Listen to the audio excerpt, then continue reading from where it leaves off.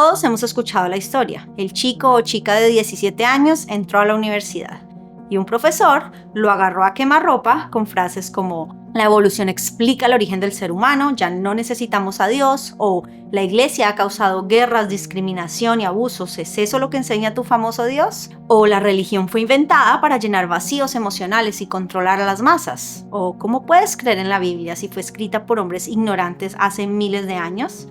O ¿cómo puedes creer en un Dios bueno si hay tanto sufrimiento en el mundo? Y el joven creyente que recibe todas estas preguntas, si no sabe cómo responderlas, queda paralizado, sin palabras, confundido, preguntándose si su confianza en Dios puede ser rescatada a pesar de todas estas afirmaciones. ¿Será que el cristianismo sí es verdad?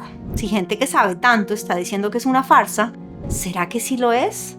¿Y si todo fue producto de mi imaginación? ¿Y si después de todo esto no es más que un autoengaño? ¿Y qué van a pensar de mí si saben que soy cristiano?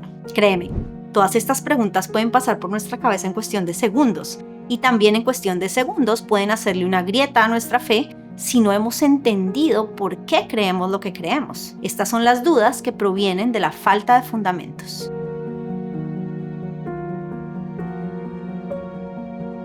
Bienvenidos a Fe, Razón y Cultura, un espacio en el que analizamos desde un punto de vista crítico los fundamentos e implicaciones del cristianismo y otras cosmovisiones. La gente llega a los pies de Dios por razones y circunstancias muy diferentes: dolor, soledad, necesidad, adicción, vergüenza. Pero lo que pasa con muchos, porque me pasó a mí, es que creemos pero nunca nos ponemos a pensar en nuestra fe después de haber creído. Por lo menos no hasta llegar al punto en que entendamos bien por qué es que creemos lo que creemos. No nos proponemos entender nuestra fe con la misma determinación que si le dedicamos a otras áreas de la vida. Por ejemplo, tú no te casarías con alguien que conoces hace solo 2 semanas porque te gustó y te hizo sentir divino, ¿no? No, te das el tiempo y el espacio para conocer a la persona y ver si es verdad lo que te cautivó al comienzo, y recién ahí concluyes que sí es alguien con quien te verías casado en un futuro. Pero por alguna razón no hacemos esto con nuestra fe. Creemos en Dios, lo cual es maravilloso, pero paramos ahí. No nos preguntamos si esta salvación maravillosa es objetivamente cierta o es solo una experiencia subjetiva. Y esto es curioso, porque si hay algo que el cristianismo dice de frente y sin tapujos, es que es la verdad. Mira estos versículos. Y si Cristo no resucitó, vana es entonces nuestra predicación y vana es entonces vuestra fe. O Jesús le dijo: yo soy el camino, la verdad y la vida. Nadie viene al Padre sino por mí. O dijo entonces Jesús a los judíos que habían creído en él: si vosotros permaneciereis en mi palabra, seréis verdaderamente mis discípulos y conoceréis la verdad y la verdad os hará libres. Y estos son solo un par de ejemplos, hay muchos versículos más. Entonces, si la Biblia misma hace estas afirmaciones diciendo que Jesús es la verdad y que su palabra es verdadera, y si Pablo mismo dice que si Jesús no resucitó de entre los muertos, vana es nuestra fe, es nuestra responsabilidad usar todos los recursos epistemológicos a nuestro alcance para evaluar la veracidad del cristianismo y ver si resiste la prueba o no. Porque te digo algo, si en el fondo de tu corazón tú no estás seguro de que el cristianismo es objetivamente cierto, de que es una realidad, una de 2 cosas te va a pasar. O vas a dejar de creer, como los cientos de chicos cristianos que entran a las universidades y se alejan, o te va a pasar lo que le pasó a Winston Churchill, quien fue criado en una tradición cristiana, pero quien se rebeló en sus 20s al ser expuesto a una cantidad de argumentos que iban en contra de la fe cristiana, y quien finalmente decidió volver a la fe por pura necesidad, diciendo que había decidido volver a la fe pasando por alto la razón, es decir, resignándose a vivir en una contradicción. Y con todo y eso mira lo que logró hacer por este mundo. Pero es que resulta, y el punto de esto es, que el cristianismo no es intelectualmente deshonesto. No estamos llamados a vivir con una división interna en la que tu experiencia de salvación, que sigues considerando como verdadera, no puede compaginarse con tu intelecto. Las dos son compatibles y es nuestra responsabilidad buscar esa compaginación. En palabras de Pedro, estén siempre preparados para presentar defensa cuando se les pida razón de la esperanza que hay en ustedes. Y es que el cristianismo no es verdad porque te funcionó a ti. Te funcionó a ti y a todo el que lo explora con honestidad porque es verdad, es real. Y a eso nos dedicamos en este canal, a entender la realidad y tratar de responder a preguntas como ¿por qué creemos que Dios existe? ¿Por qué creemos que es bueno? ¿Cómo sabemos que Jesús realmente vivió? ¿Cómo sabemos que resucitó? ¿Por qué confiamos en la autoridad de la Biblia? ¿Cómo entendemos que la fe cristiana es verdadera? ¿Cómo responderíamos a un filósofo moderno o a un psicólogo freudiano o a un seguidor de un gurú hindú, cada uno de los cuales niega la verdad del cristianismo desde perspectivas diferentes?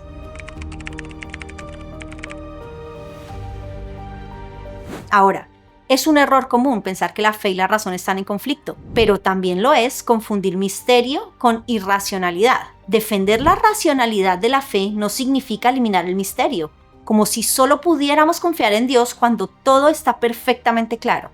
La fe cristiana no es un rompecabezas que se resuelve por completo, ni es una ecuación que puedes agotar. Es una confianza razonable en un Dios que ha hablado con claridad, pero que también es infinitamente más grande que nosotros, al cual no podemos comprender exhaustivamente, o si no, no sería Dios. Os Guinness lo explica así: la racionalidad no es enemiga del misterio, sino del absurdo. Es decir, hay cosas que la mente humana no puede comprender del todo, pero eso no las vuelve ilógicas ni contradictorias. Un misterio no es algo que no tiene sentido, sino algo que todavía no entendemos por completo, aunque sabemos que está en manos de Dios, que sí lo comprende todo. Un ejemplo de esto es Abraham. Cuando Dios le pide que sacrifique a su hijo Isaac en Génesis 22, Abraham no tenía una explicación para ese mandato. Desde el punto de vista humano, parecía contradictorio. ¿Cómo iba Dios a cumplir su promesa de darle descendencia por medio de Isaac si Isaac moría? Pero Abraham, al obedecer, no caminó en contra de la razón, sino más allá de la razón. Él ya conocía suficiente de Dios, sabía que era fiel, justo y poderoso. Como explica Hebreos 11:19, Abraham pensaba que Dios es poderoso aún para levantar de entre los muertos, como diciendo, no sé el cómo, pero sí sé el quién. Y eso le bastaba para seguir creyendo. Tenemos también el ejemplo de Tomás, el discípulo escéptico, quien tuvo 3 años de ver de primera mano milagros, profecías cumplidas, y ahora tenía los testimonios directos de sus amigos diciéndole que Cristo había resucitado y aún dudaba. Y Jesús lo reprende, porque él ya tenía más que evidencia suficiente para creer. Su duda no era razonable, era terquedad espiritual. Pero aún así, Jesús en su misericordia le ofrece pruebas físicas. Pon aquí tu dedo y no seas incrédulo sino creyente. El Señor no le tiene miedo a nuestras preguntas. Y la fe entonces es una confianza sólida que al encontrarse con preguntas sin respuestas no colapsa, porque sabe que lo esencial ya ha sido probado y es digno de confianza. Por eso Guinness nos recuerda que la fe no es un anzuelo, ¿no? Para agarrarnos y después decirnos que no pensemos. No es que Dios nos convence al conocerlo y después nos exige dejar de pensar. Al contrario, desde el inicio, la encarnación, la resurrección, los testimonios, las profecías cumplidas, Él nos da evidencia en su palabra para que creamos. Y luego, desde esa base firme, caminamos hacia realidades que no siempre podemos comprender plenamente, pero que no contradicen lo que ya sabemos de Dios. Entonces, para llevar a casa. Primero, una comprensión genuina genera fe verdadera. Si tu fe es solo sentimental, está coja, porque el entendimiento es parte integral de la fe. 2. Tenemos una responsabilidad de entender nuestra fe hasta donde la razón nos lo permita. Acá es donde la apologética juega un rol importantísimo. Y si tienes una intención sincera de responder preguntas intelectuales, te invito a navegar nuestro canal, en el cual hablamos de todos estos temas. Tercero, la fe cristiana es razonable, pero no es reducible a razones. Tiene fundamentos sólidos, pero no se agota en argumentos. Y cuando llega al umbral del misterio, no es que está saltando al vacío, sino que se está apoyando en lo que ya ha comprobado como verdadero. Y cuarto, cuando no tengas todas las respuestas, ten presente lo que ya sabes que es verdad, lo que has probado una y otra vez en tu caminar con Dios, en vez de rendirte al escepticismo. Y recuerda también que aún en medio de preguntas a las que no tienes respuestas, el cristianismo igual te sigue ofreciendo un nivel de entendimiento de la realidad mucho mayor que el materialismo o cualquier otra cosmovisión. Seamos como los bereanos mencionados en Hechos 17:11. Y estos eran más nobles que los que estaban en Tesalónica, pues recibieron la palabra con toda solicitud, escudriñando cada día las escrituras para ver si estas cosas eran así. Gracias por acompañarnos y quédate sintonizado para seguir aprendiendo de la duda y cómo enfrentarla.